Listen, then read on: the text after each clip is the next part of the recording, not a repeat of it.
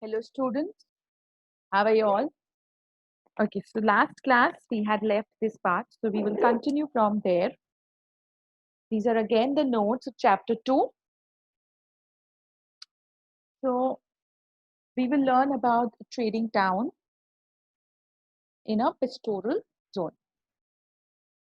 After 2000 BCE, the royal capital of Mari flourished. Mari stands not on the southern plain where there is high production, but it is located much upstream on Euphrates. Over here, agriculture and animal rearing were carried out close to one another. Herders needed to exchange young animals, cheese, leather, and meat in return for grain, metal tools, etc. Uh, and the manure of penned flock was of great use to the farmer. At the same time, there was a lot of conflict between these two regions. So there were two sets of people, agricultural and the ones who were rearing animals. So there was a lot of exchange between these two groups. The herders would exchange young animals, cheese, leather, and meat in return for grain, metal tools, etc. from the agriculturalists. Also, the manure of the flock was very important to the farmers. Although there was this mutual exchange and there was a need for each other, there was also a big conflict amongst these two. Okay, in Mesopotamian nomadic communities of the western desert filtered into the prosperous agricultural land. So what would do is shepherds would bring their flock into the sown area, into the cultivated area in the summer.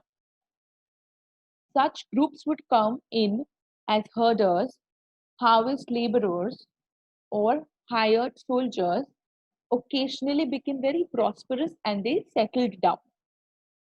A few of these people who settled down, they gained a lot of power and they started to establish their own rule. Amongst these are the Akkadians, the the Amorites, the Assyrians, and the Armenians. Now, the king of Mari, he had to be very vigilant, whoever was the king. So, all the kings of Mari had to be very vigilant because herders of various tribes were allowed to move in the kingdom, but they were watched very closely so that they don't become very powerful and settle down and start creating their own rule. But it actually took place. Okay. The camps of herders were mentioned frequently in letters between kings and officials. In one such letter, an officer is writing to the king that he has seen frequent signals at night sent from one camp to another, and that the officer was suspecting a raid or an attack that was being planned. Euphrates, on located on the Euphrates, Mari had a very prime position for trade, especially in wood, copper, tin, oil, wine, and other various goods that were carried in boats along the Euphrates between the south and the mineral-rich uplands of Turkey, Syria, and Lebanon. So, because Euphrates was in a very prime position of trade, there were many goods that were carried in boats across the river Euphrates.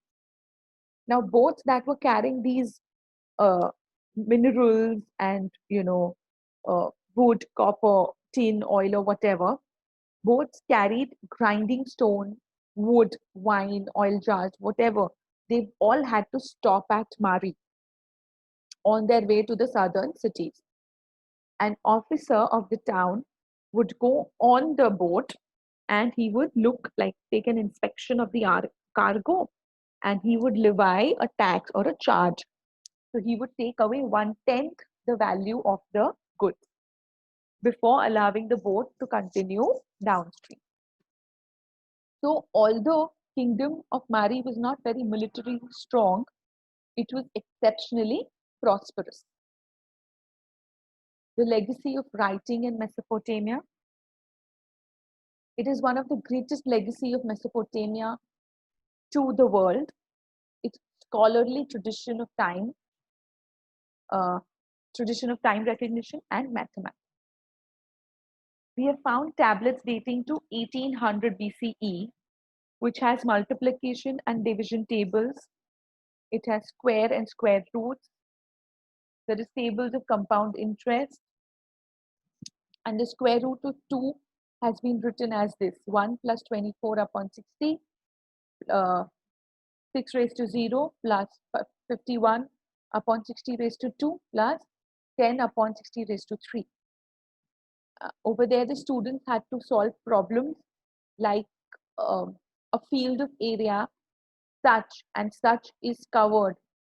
So and so area is covered in 1 feet of 1 finger deep water.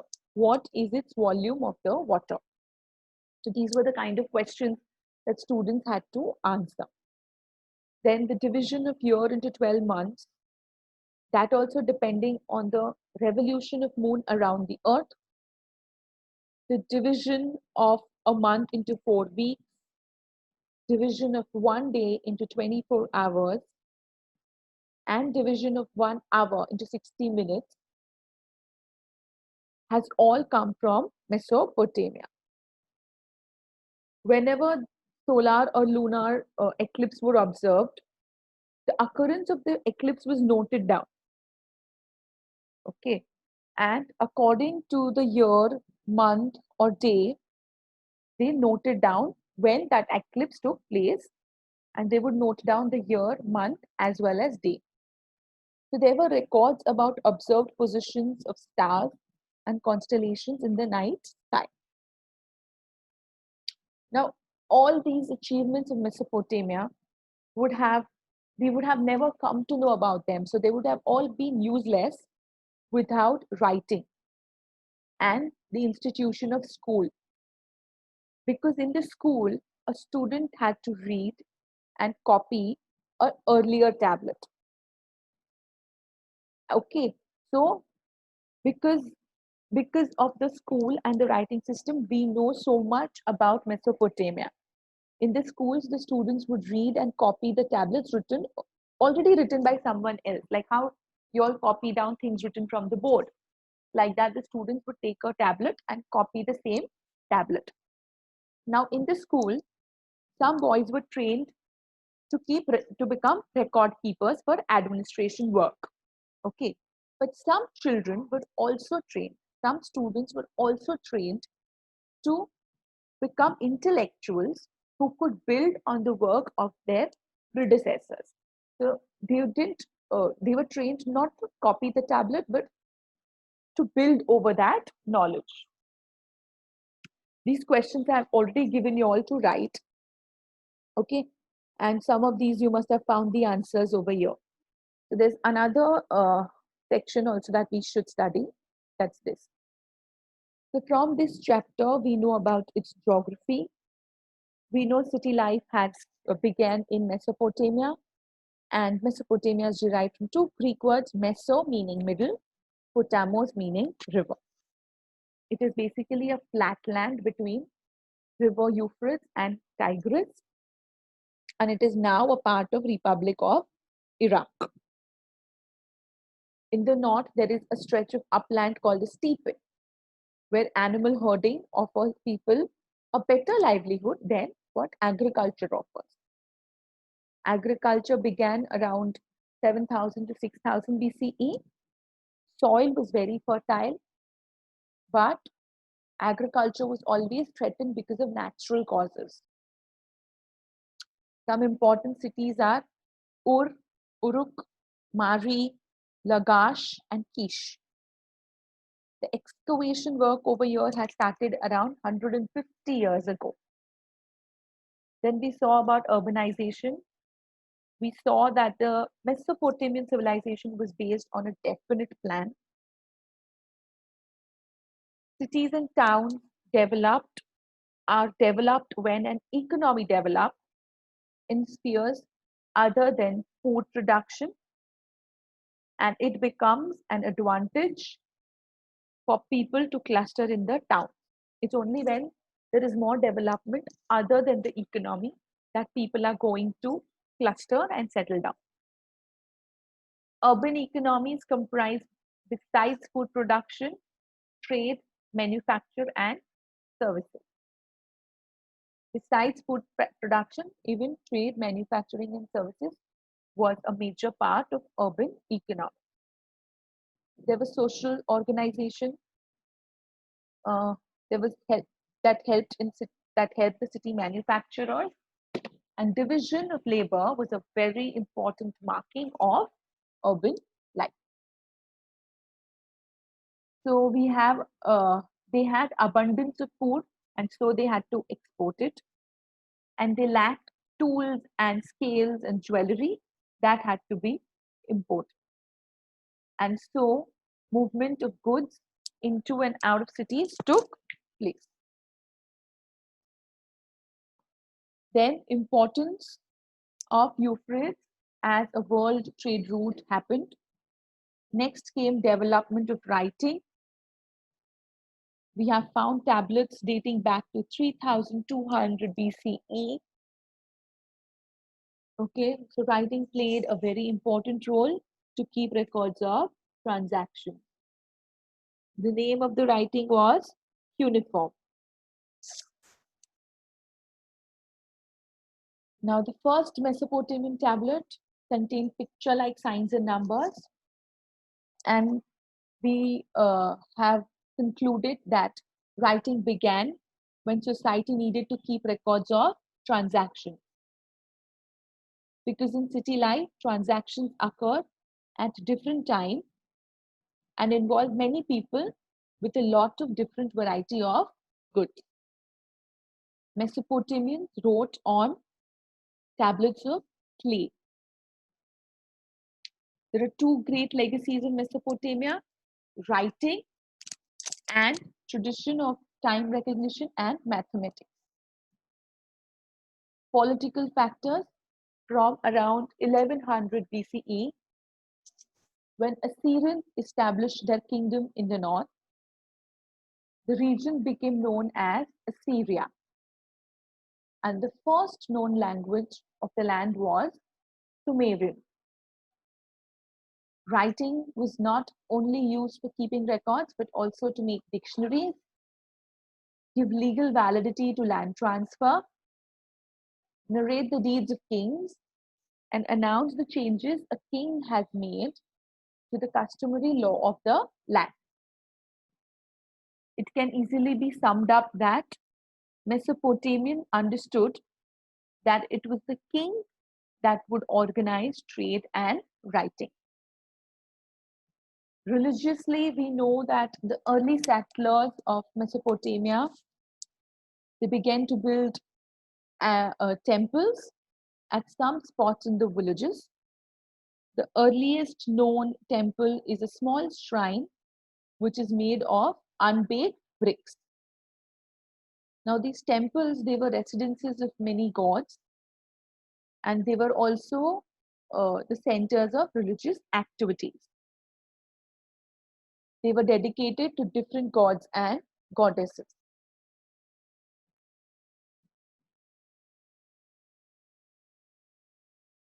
So there were two types of states there, city-states. There were two types of cities, city-states and imperial cities. These are the names of that.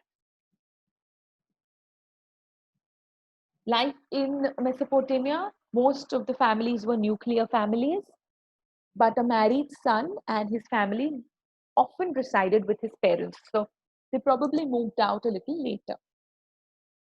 They didn't move out as soon as the child got married.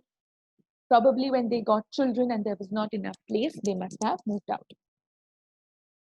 but the father was always considered the head of the family. A ruling elite had emerged and they had a major share of wealth. They followed the nuclear family system, that is a patriarchal system. Condition of women was good. There is no written records that show evidence of poor standard of living for women. The system of marriages. Ur was a town. It was one of the earliest cities. It is often compared with Mohenjo-daro. In Mesopotamian tradition, Uruk was a city par excellence, often known simply as the city. Economic factors, we spoke about urbanism, we know about trade, and we know they kept a record of their transactions. Writing began in 3200 BCE, and it became because they needed to keep records of the transaction. 2600 BCE, the letters became cuneiform and the language was Sumerian. Cultural factors, there are various cultural factors: system of writing, literacy, use of writing, intermixture culture. Now, system of writing, we know that they considered writing as a very skilled craft because it conveyed in visual form the system of sounds of a particular language.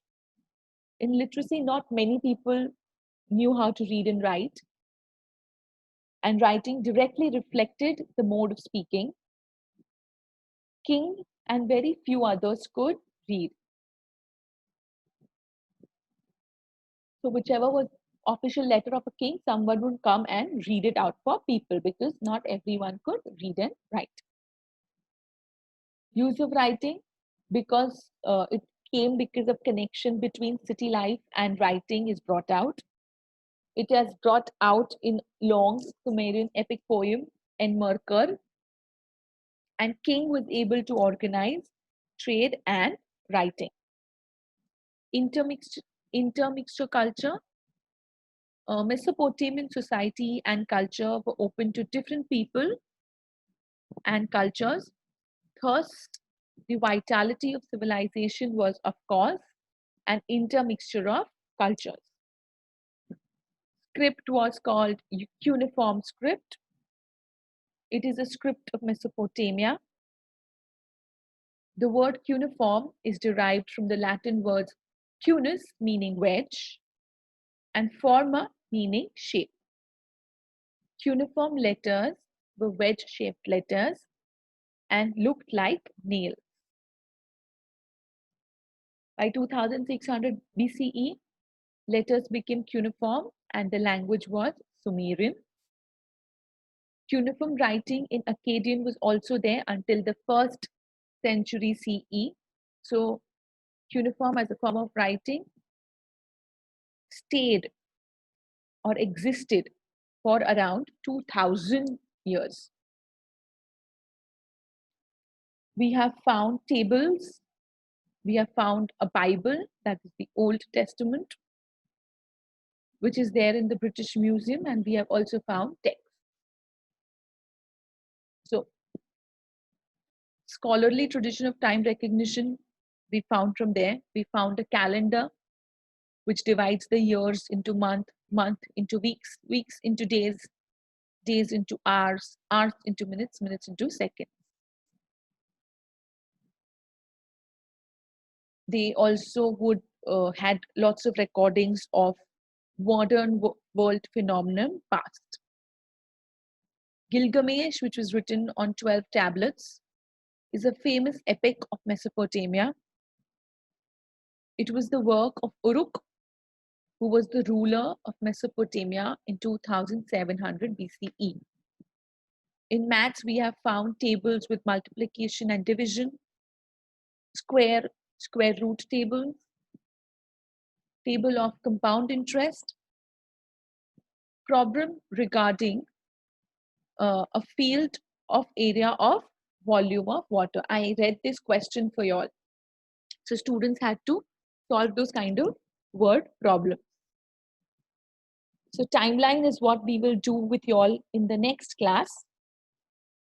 Okay. So with this, we will end today's class. This was a good revision. We finished 2 full chapters. I hope you all have understood it. You all can always write in the comments if there is anything or any part that is uncertain for you all. Next class, we will do the timeline of the second chapter.